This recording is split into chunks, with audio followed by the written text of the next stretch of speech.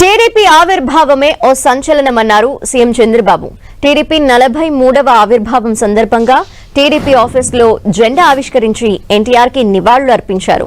Party పెట్టాక 9 నెలల్లో అధికారంలోకి వచ్చి చరిత్ర సృష్టించామన్నారు చంద్రబాబు. టీడీపీని లేకుండా చేస్తామని చెప్పిన కొందరు కాలగర్భంలో కలిసిపోయారని విమర్శించారు. 93% స్ట్రైక్ రేట్తో 2024 ఎన్నికల్లో చరిత్ర సృష్టించామన్నారు. అధికారం కోసం రాలేదు. రాష్ట్రంలో జరిగే పరిస్థితులన్నీ కూడా చూసిన తర్వాత శ్రేయోభిలాషులతో మాట్లాడాలి.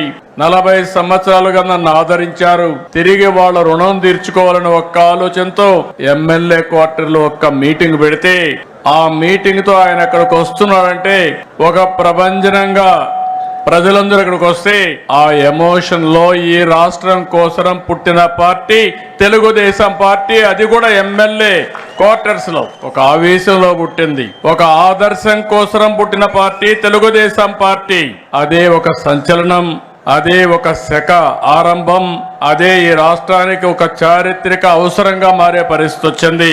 ఎన్టీఆర్ లాంటి వ్యక్తి మళ్ళా పుట్టాలంటే మళ్ళీ ఎన్టీఆర్ పుడితే తప్ప ఎవరికి ఆ గుర్తింపు రాదని చెప్పి కూడా నేను మీకు తెలియజేస్తున్నా. అంతవరకు రాజకీయాలు చూస్తే ఒక పరిపాలన, పెత్తందారి వ్యవస్థ.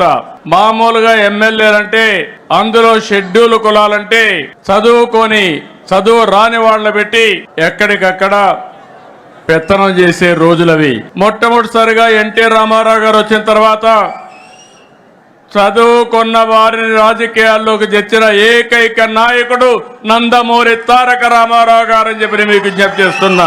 ఎన్నో పార్టీలు వచ్చాయి, చాలా పార్టీలు ఎప్పటికప్పుడు కనుమరుగయ్యే పరిస్థితి కూడా వచ్చింది. కానీ అన్ని రాజకీయ పార్టీల కంటే తెలుగుదేశం పార్టీ భిన్నంగా పనిచేశాం. మీరు ఒక విషయం గుర్తుపెట్టుకోవాలి, తెలుగుదేశం పార్టీని లేకుండా చేస్తామని చాలా మంది ప్రయత్నం చేశారు. కానీ ప్రయత్నం చేసిన వ్యక్తులు కాలగర్భంలో కలిసిపోయారు.